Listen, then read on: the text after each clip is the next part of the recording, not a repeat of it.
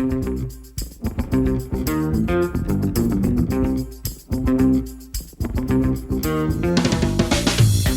you want to go fast, go alone. If you want to go further, go together. And the whole purpose of this brewery is to go further and to do it together.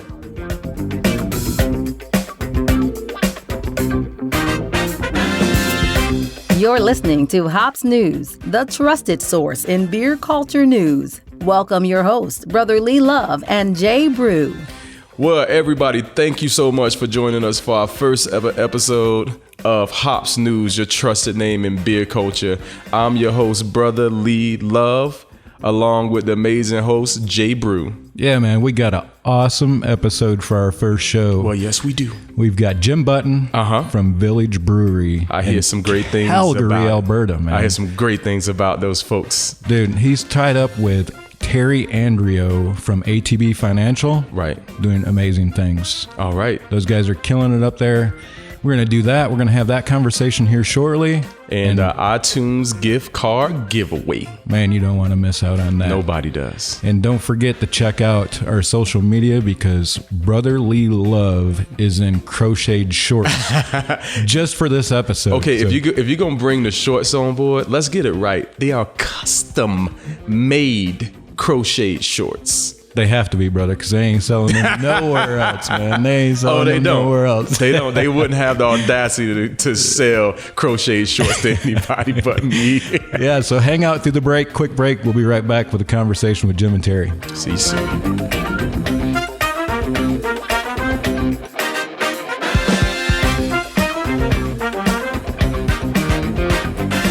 Welcome back from the break. Here's Brother Lee Love and Jay Brew. All right, Nicole, thank you for that little break there. We're back here with Jim, and Jim is the co-founder of Village Brewery, and also Terry. Terry's with ATB Financial in the agriculture division, and they're going to tell us about the awesome stuff that they're doing up there in Calgary. Jim, tell us a little bit about yourself and how you got started in this. Yeah, well, been in the brewery business for probably about 15 years, but just started this brewery up, Village Brewery, about 5 years ago with a group of guys. We've been around the industry collectively at the time. We were 140 years long in the tooth, so we've got a lot of experience. We always wanted to do something together, and we just decided to start a brewery that was approach things a little differently, and really it's almost more of a movement than it is anything, and the movement's towards supporting our local community. And we happen to make beer. So it's actually quite a fun little adventure when you put the community first and you really focus on using beer as a social lubricant. And so I've just always loved beer, and I always loved that beer brought people together. So it's been a real good fun ride for me. Well, it's been really cool and interesting to see the things that I'm going through, and I'm looking at what you guys are doing on the website. You're supporting the artists, you're supporting these different communities. So what I would like to hear is, first of all, you have the name of Village, and also that's the tagline of It Takes a Village. So from you personally, what is a village to you? A village is the people. It's not necessarily the geographic makeup. It's not necessarily the buildings. It's the people. And a mentality. It's absolutely it's a mentality. It's a way of life. It's an ethos, and a village is made up of everybody is different in the village, and you all need each other to make a solid village. And that's why that African ethos of it takes a village is so true, because I thrive on the different people and the different makeups and the different backgrounds. That's what makes a real true village. Agreed. Yeah, that's definitely music to our ears, Jim, because that's why we're here is to connect people with breweries that are really making a difference in their local communities, because there's so much of it going on. Terry, why don't you tell us a little bit about yourself and what you do there at ATB Financial? Okay, well, I've been in agriculture pretty much all my life because basically I eat and drink. So ag resides with me throughout my entire life. I'm a senior guy in agriculture doing all the marketing and for the agriculture and primary production, ranching, and in the ag value chain. So I got really connected with Jim about 4 or 5 years ago, and we just had aligned values to wanting to do the same thing with me, it's more about dealing with the rural farmers and the rural agricultural scene, and Jim's so focused on the urban that we just had so much symmetry in working with this project that we're doing right now, and many others as well. So, yeah, sounds like a great combination. So I don't know who should take it from here, but if one of you will take the lead and tell us how you guys came together and what it is that you guys are doing. Sure, I'll take it. What we've and Terry's Terry and his bank are such great partners for us, so it was natural that we eventually started work on this project together. But it started off as we've got with our brew, one of my partners has a tract of land just south of Calgary here, and he was growing hops on it. We went out and picked the hops one day, got a big bucket full of them, and then through the power of social media, we just put a picture up on Facebook and said, "Hey, look at the hops we got. What should we do with it?" Thinking more that the question is, what kind of beer should I make? But what ended up happening, and it was incredible to watch and listen and see, was so many people tweeted us, phoned us, texted us, came over, said, "Hey, we have hops. We're growing hops. We'd love to be a part of it. You should do it all together." And so it's just something that naturally came to be, that all of a sudden we've now made a beer, and this is our 4th year making it. But what's happened is the community got together, provided the hops, and we make the beer, and then in turn take that beer and give it back out to the community for community events and fundraisers and whatever they need to do. But back in the summer 2013, it was just us picking hops, and now 4 years later, we've got like 12 community associations, got another 20 or 30 people just growing it in their backyards. We've started making hops, we're buying hop rhizomes and giving them out to people, and people are starting to grow the hops themselves and learning about agriculture and learning about doing things together. And the happiest moment is always at harvest when we have this beer and we get to see the fruits of our labor and the fruits of everybody's labor, and they get to taste it and just they're thrilled. Okay, so first of all, thank you and congratulations, because that's a feat right there that is very, I can imagine how intricate something like that would be to get together between all of the residents. And you're talking about people who have, I can imagine people who have experience with growing crops and people who are just getting into it, and they have to share information, and they also have to share, with you all how these crops are yielding. But and this podcast is definitely about what the community and what you all are doing. Oh no, with the community with those hops. Yeah, you're so right. But there's so many different layers of people in this. Oh, different layers for sure. But what beer are you making with that hops? I'm just curious about. Is there a specific beer that you have in line that you're making with that hops that people can know about? Every year it's different. Every year it's different. Last year we asked. What about this past year? This last year we made a strawberry rhubarb ale, and this year that we're coming up right now, it's in the fermenters right now, being bottled on Monday. It's going to be a basil IPA. So people pick their own basil. People pick their own hops. Last year we got rhubarb, strawberry, and Nanking cherries. The year before that we had lavender. All things that are growing in Calgary. We have a very nice. And Terry could talk with this, but we have a very a tougher climate for some products, so we're very selective in those. But once you get into something like this, and your purpose, your higher purpose, is to create conversations and educate Calgarians on the importance of gathering your neighbors together and to grow their own food and learning about food security and just getting people out. You're building community, you're building urban, you're educating kids and people on just where does food come from.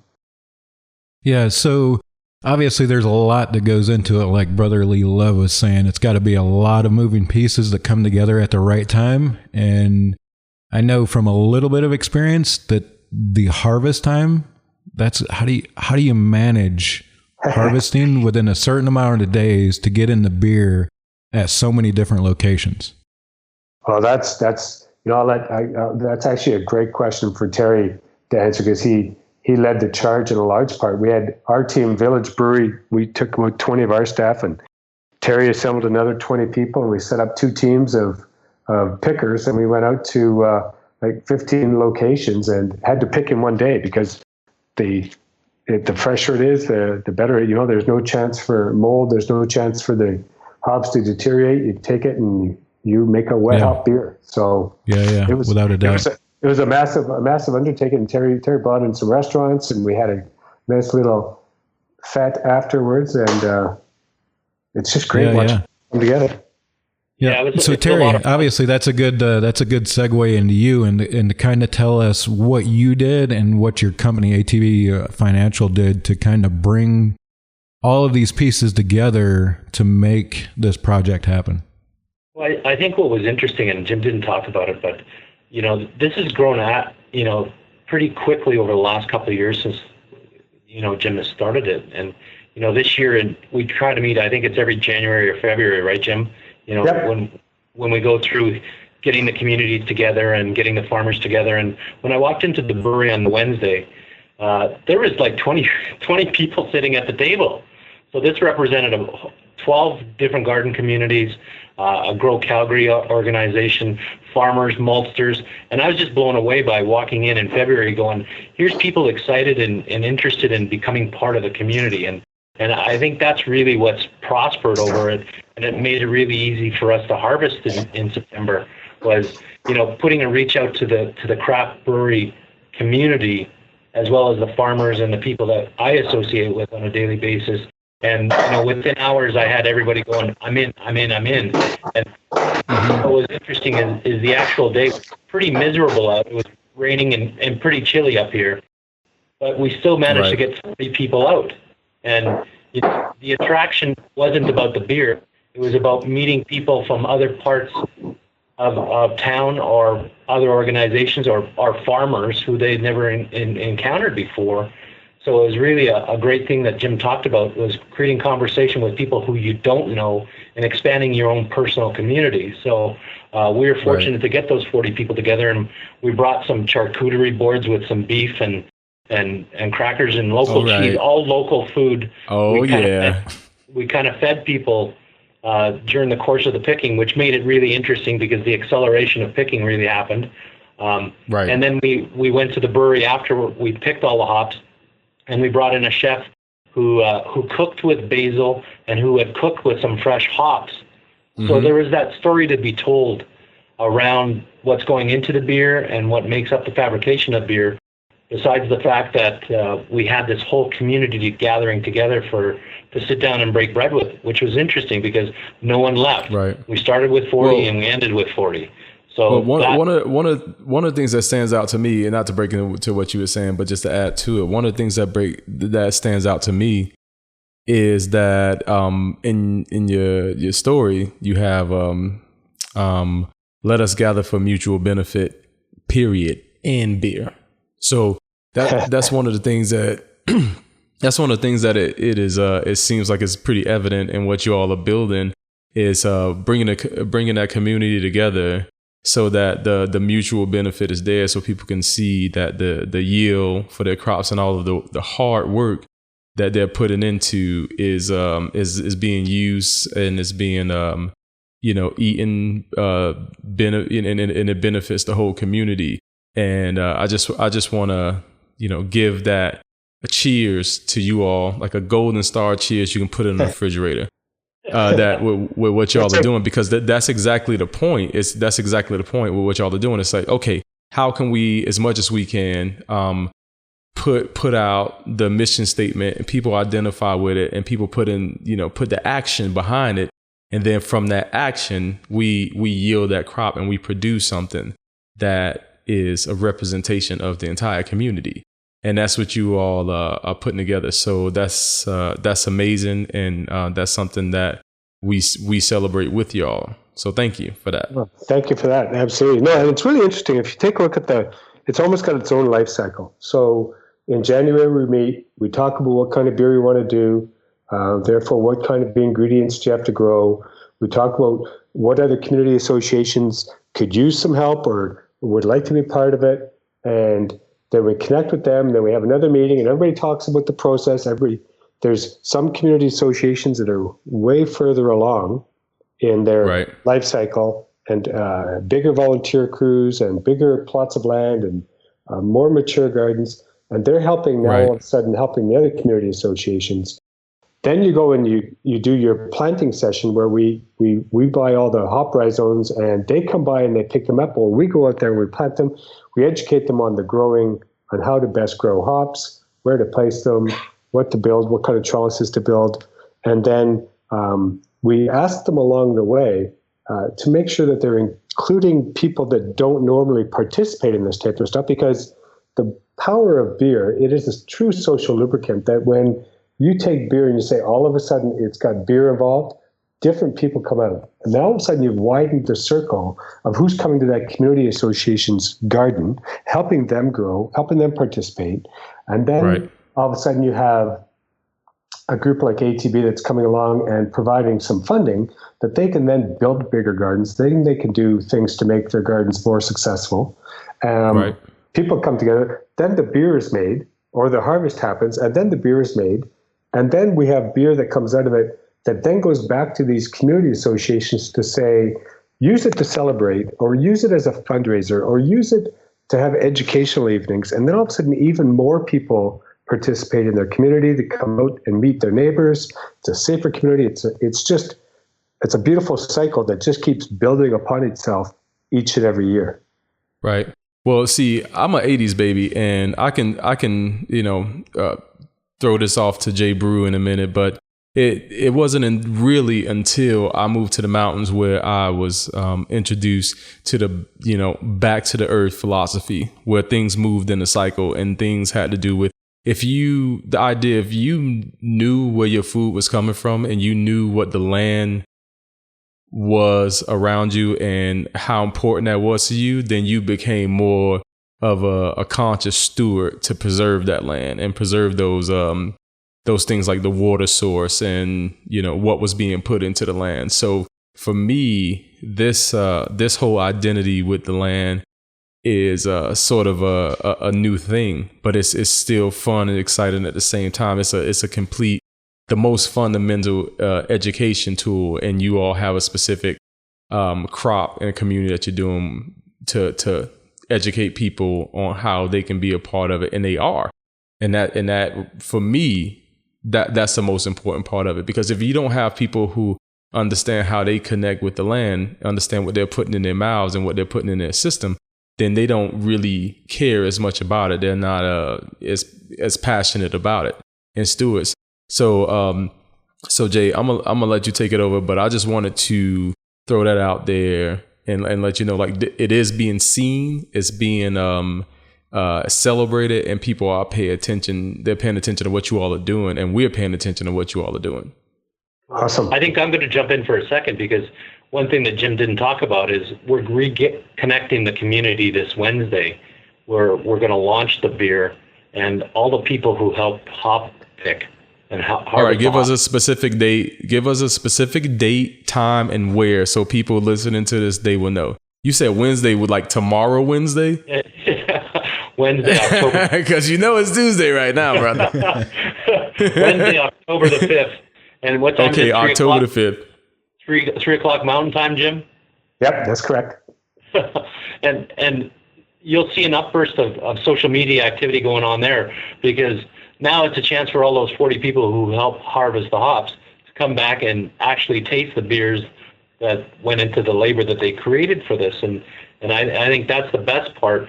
Then on October 21st, which is a Friday, we're going to entertain 500 farmers at the Harvest Gala, and we're going to present that beer, the community ale, at the Harvest Gala in Calgary on the 21st to 500 farmers, which is going to be a really interesting thing for them to see as well. Mm-hmm. Nice. That's awesome. So I've got a question for you, Terry. Tell us a little bit about how, so Jim talked a little bit about how you help the growers kind of expand their garden or the area that they're able to grow in. Tell us about that process and how you guys identify the individuals and what all involvement you guys have in it. Well, basically, it formulated out of Jim's program, but When we started out, we had, I think, 4 or 5 garden communities, or 4. Was it 4, Jim? 4 garden communities? Yeah, there was four the first year, yeah. Actually, 4 the first year was purely random. Yeah. So, in the first year, we had a lump sum of money that we had allocated for a special project like this. And basically, we went to the garden communities and saying, we'll give you money, but it has to stay with the community to improve it and to grow it and make it prosper. So we call it the Continuum Fund. And basically is rural agriculture wants to see urban agriculture thrive and grow. And we want more people growing their own food and asking questions about food source. Because in primary agriculture, our biggest problem that we deal with on a day-to-day basis is trust. So if you ask questions or you're growing your own, you can become an advocate for not only the community, but absolutely the whole process of growing your own food and understanding what goes into it from a labor and from a seed and a variety and everything like that. And that's what Jim talked about with the hops, is going out with the rhizomes and teaching them how to do certain things. So the last couple of years as the program expanded, we kept the same amount of money, but like Jim mentioned, as a mature garden was around, we gave them less money. So the newer community gardens that were coming on board, we give them a little bit more money so they could prosper and they could grow and they could get the people in their community behind the whole garden system. Just not the basil and just not the hops, but the entire foraging and the entire gardening process of getting your hands dirty. So basically our involvement is funding the community growth of the garden societies here in Calgary. And when Terry talks about we kept the funding at the same level, it's important that these places become sustainable. So you want to create a scenario where you give them some money to get them up to another level, but then you want them to operate at that frequency themselves. Not that they aren't already doing that, but it's just rather than always having money coming, you could potentially get lazy. And this opens up an opportunity for them to be able to move on and have accepted something to get them to another level, and then and or something to build specifically. Then the new ones coming along get the benefit of starting up fresh. Well, that's how it should operate. That's how it should operate for sure. And they can pass out that information, and I can assume it will make it easier for those farmers that came before to let the newbies know just how to do it. So because that trial and error is there's a lot of resources and money that goes into that trial and error that's already been figured out. But before we get into that and the details, for our listeners, I want them to know exactly how to get in contact with y'all, because this is something that I'm sure they, just like you all, have a passion behind, and they want to know how they can physically get involved. Like, how can they reach out to you all so that they can get involved with where they are, with what you all are doing, and with the impact that you have in the community? How can people reach you all? Well, the best way from the village side is our email is just go to info@villagebrewery.com. But follow us on Village Brewery on Twitter or LinkedIn or Facebook, and you'll see the noise, and you'll be able to sense it if you're in the at least if you're in the Calgary neighborhood. Come on out and participate. But it's something to certainly pay attention to in the spring, because we're going to be starting this whole fun process all over again. Yeah, that's awesome. How about you, Terry? How can people get in touch with you? There's probably 2 ways of monitoring us. One is that both on Twitter, at ATB Agriculture is one of them, and our second one is at a seat at our table. And really what our seat at our table is really about is that local movement, not only local movement on food and beer and distilled products, but also music and cultures. A lot of the things that Jim has instilled in us as a community.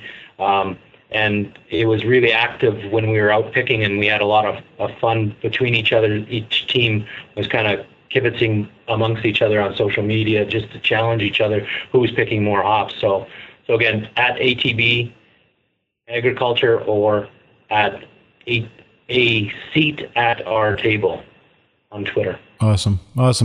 So, Jim, I've got to ask you, being that this is a hops news podcast, I walk into your brewery. What's my experience? Walk into the brewery, frenetic. It's pretty crazy in there these days.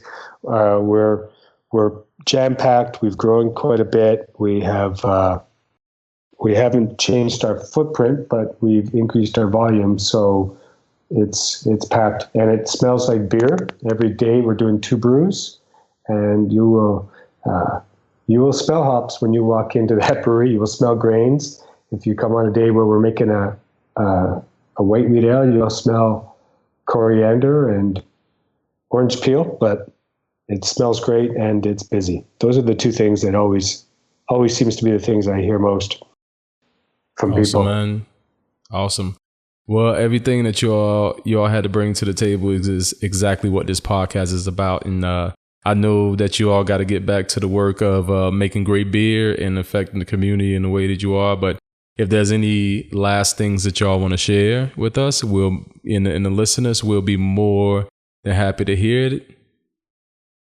Well, from my perspective, I think the more you do things together, there's another African proverb that I really like. If you want to go fast, go alone. If you want to go further, go together. And the whole purpose of this brewery is to go further and to do it together. And we do every initiative we do, every beer we make is a different character. There's the Village Blonde, or the Village Blacksmith, or the Village Wet. This is the Village Gardener we're talking about. But each beer is made trying to source as much local ingredient and or include a local enterprise of some sort. And every beer that is named after a character also has the visuals on the packaging are employees of ours or their grandparents. So it's a big, tight family. And definitely. We try really hard to make every sale that way. I'm going to tell you now on this national, international platform, I might take that quote from you, because that sounds like if you hadn't already put that on a T-shirt or something for your brewery, you need to. To be able to go faster alone or further together. If you hadn't already used that and put that on something that people can carry with them, you need to. And if you haven't, I might just have to do that. It's obvious, my friend. It came from Africa. No, that's a great one, man. That's a great one.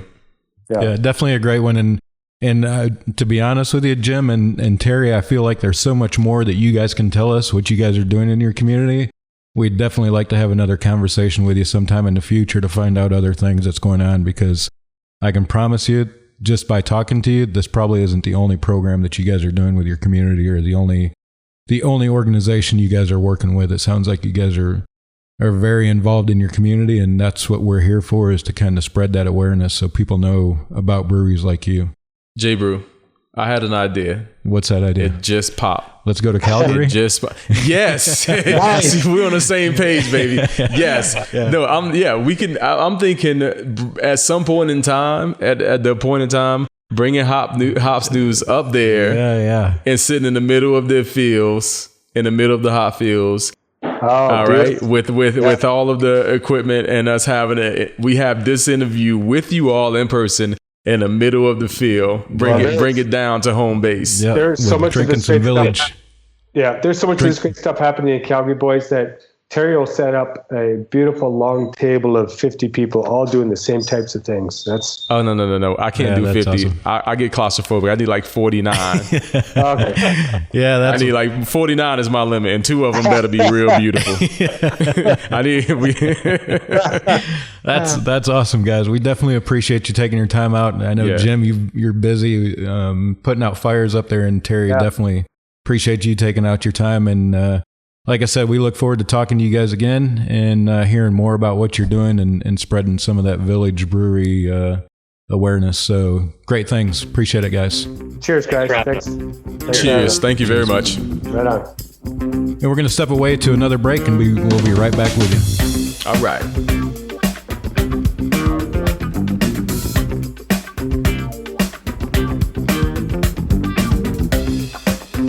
Welcome back from the break. Here's Brother Lee Love and Jay Brew. Well, all right. We are back from the break, and we're going to pay it forward to our loyal listeners. We had a great conversation with Jim and Terry.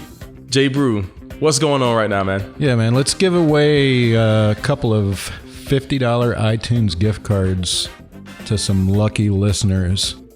So the way we're going to do it is we're going to pick a winner from both our Twitter followers and the people that like our Facebook page to get a $50 iTunes gift card.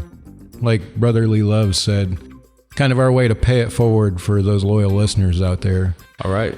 So Twitter, David at 10DAVID2, and for Facebook, D Myers.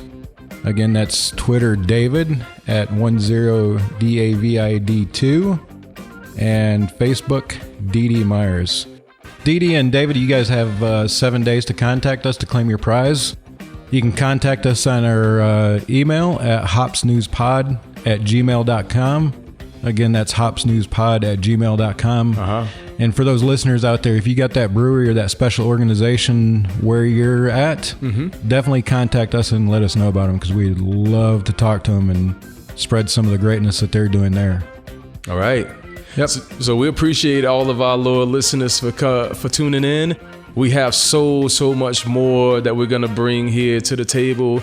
And remember, find a reason to cheers. Cheers with a friend. Cheers with somebody that you love and appreciate. And that's what we're doing here. Just cheers all around. Celebrate. It's been awesome. We look forward to the next episode. Cheers. Cheers. Hops News is a We Can So You Can Foundation production. We Can So You Can Foundation supports the communities it serves through investment in social-minded businesses engaged primarily in education, veteran services, and affordable housing. To learn more about the We Can So You Can Foundation, please visit wecansoyoucan.org. Thank you for listening.